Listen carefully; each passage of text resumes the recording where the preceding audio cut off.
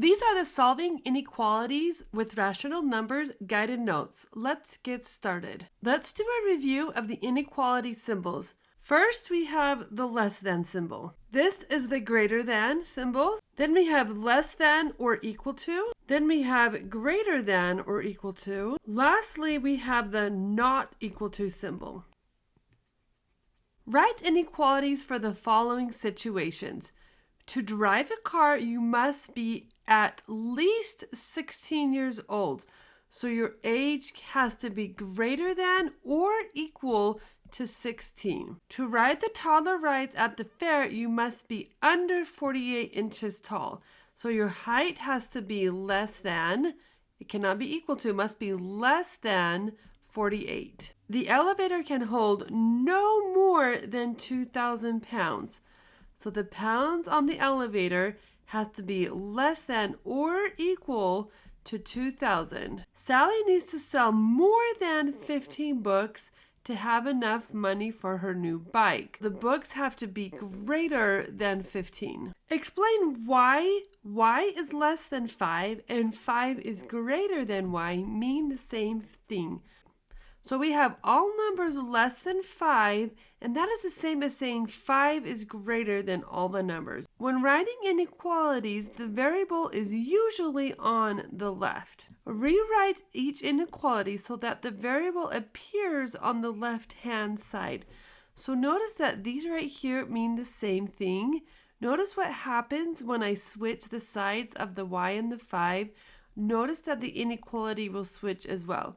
So -2 is less than c is the same as saying c is greater than -2. 0 is less than or equal to f is the same as f is greater than or equal to 0. 8 is greater than d is the same as d is less than 8. And -5 is greater than or equal to m is the same as m is less than or equal to -5. Inequalities have an infinite number of solutions. Therefore, writing every possible solution is impossible. We graph the solutions on number lines as a visual representation of all the possible solutions. Let's look at the inequality x is greater than or equal to 8. Write down 3 possible solutions for this inequality. So really, any number that is greater than or equal to 8 will be a solution. So 9, 10, or even 11.5. How many actual solutions are there for this inequality? They're infinite because there's an infinite amount of numbers that are greater than or equal to 8. Can x equal 8? Yes, because it says greater than or equal to. We are going to graph all the possible solutions on a number line. When graphing inequalities, there exists a boundary. All solutions on one side of the boundary will be true, and all solutions on the other side of the boundary will be false.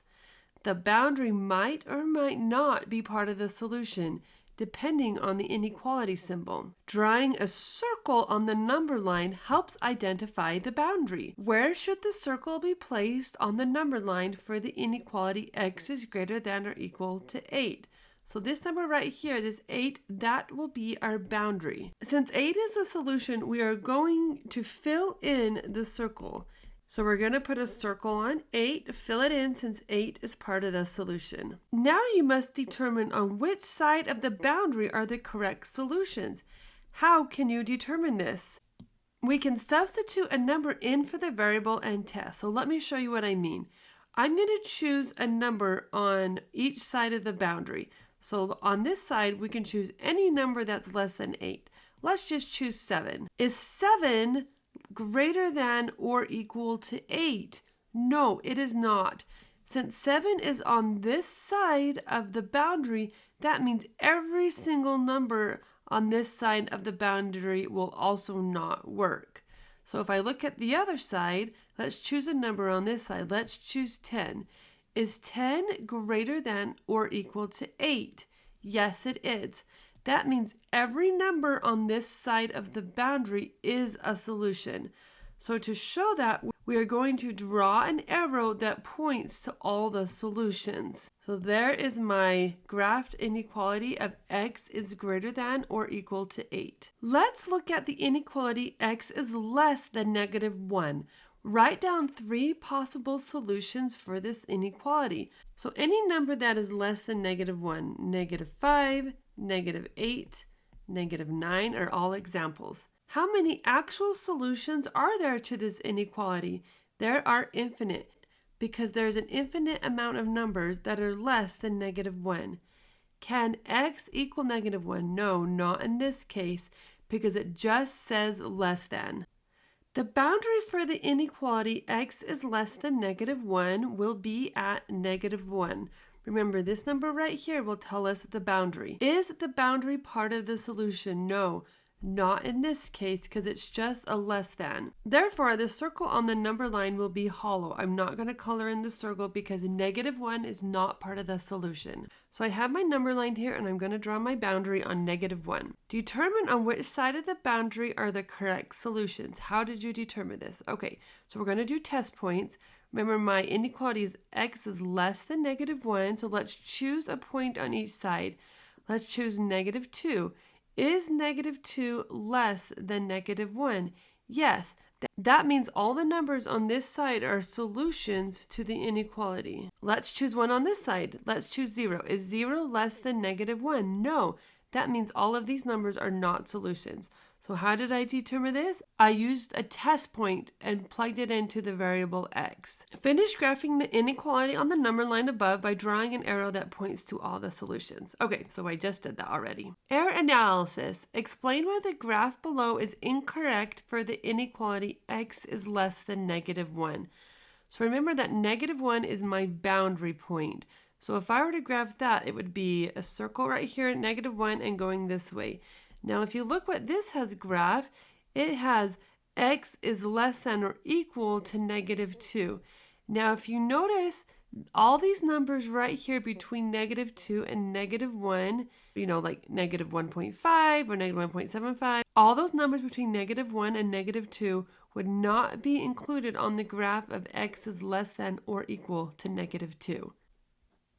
Practice. We're going to graph these inequalities. So c is less than 4. First, I'm going to label my number line. I'm going to put my boundary here in the middle, and I'll go 2 numbers up and 2 numbers below. So my boundary is at 4.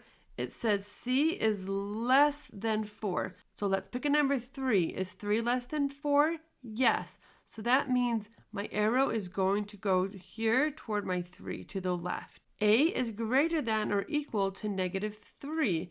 Let's label my number line. I'm going to put my boundary number in the middle and then go 2 up and 2 down. It says greater than or equal to -3, so -3 is included. If I choose test points, if I choose -4, -4 is greater than or equal to -3. That's not true. How about -2? -2 is greater than or equal to -3. So all of these numbers here to the right are part of my solution. H is greater than 0. So my boundary is at 0. Let's write that on the number line. H is greater than 0. So I will draw my circle and not fill it in. Choose test points. -1 is greater than 0. Nope. 1 is greater than 0. Yes, that is true.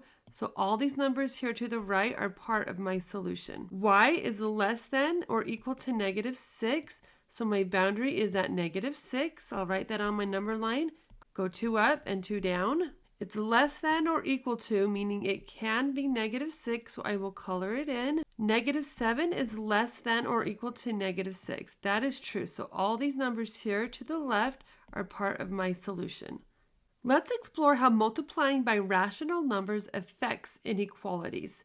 Perform the action to the inequality. Determine if the inequality is still true or is now false. So we have the inequality 0 is less than 4. We're going to multiply both sides of that by 2. So 2 times 0 is 0 and 2 times 4 is 8. So is 0 less than 8? That is still true. -1 is greater than -5. We're going to multiply both sides of that by 3. So we have 3 times -1, -3. 3 times -5 is -15. So now it says -3 is greater than -15.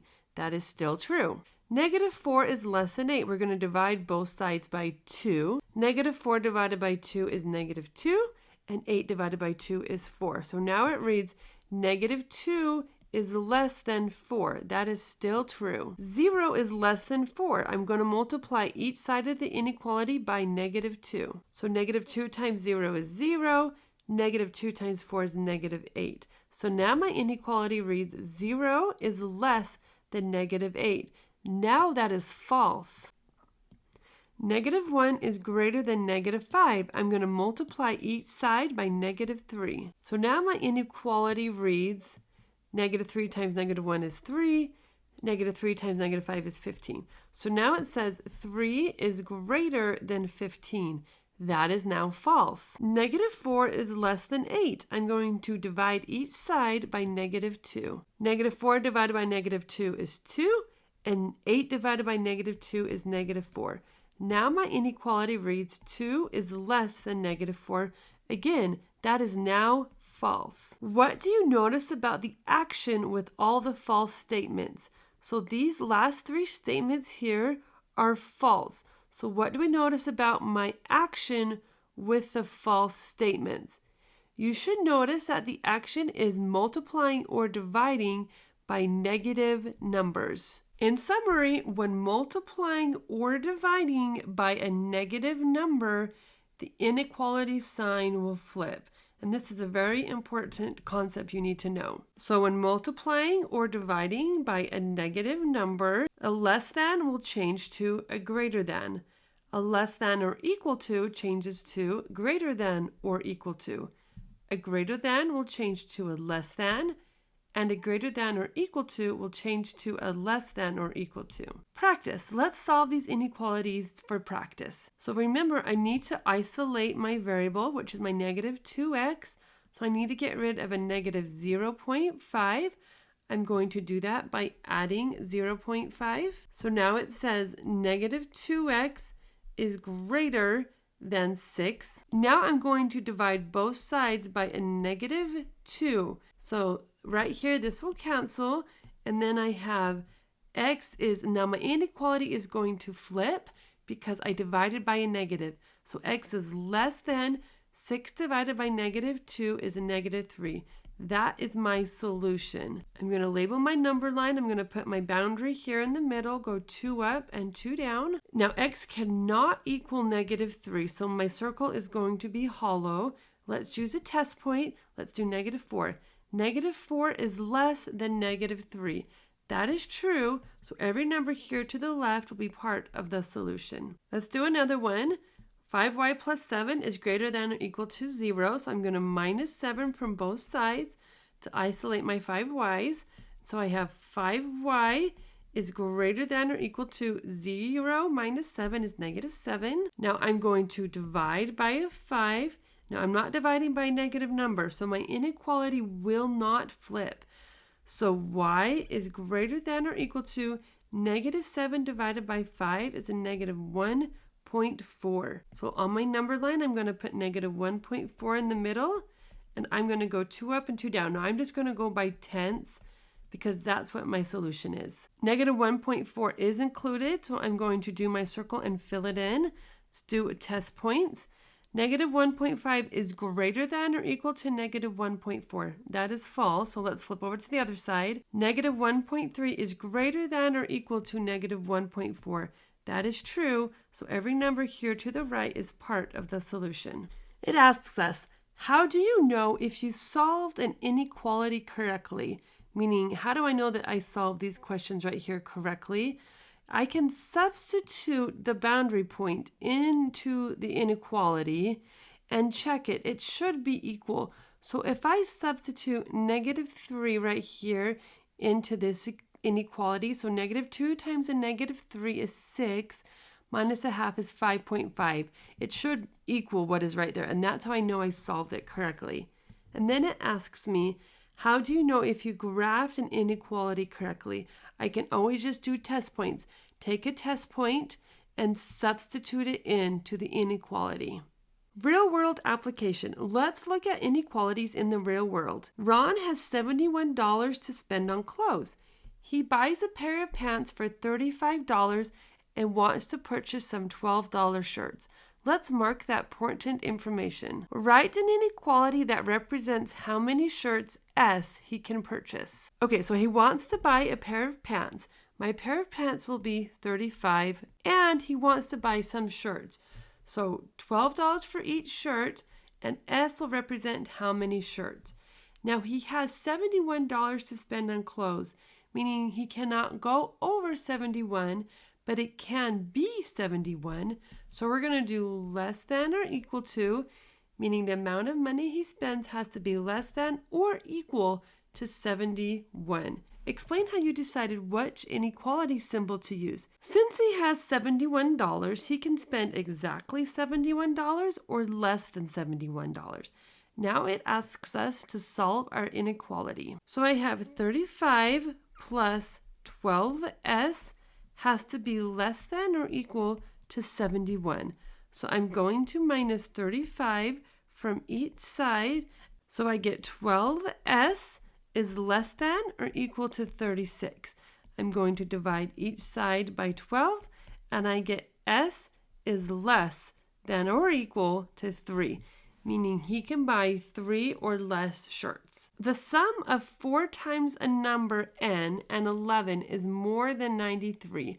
Write an inequality that represents this situation. So we have the sum of 4 times a number n and 11 and is more than 93. So let's go step by step. The sum, so addition, the sum of 4 times the number in n, so 4n, and 11 is more than, so we'll have my greater than symbol there, 93. Now we need to solve this. I'm going to write it down here where I have a little bit more space.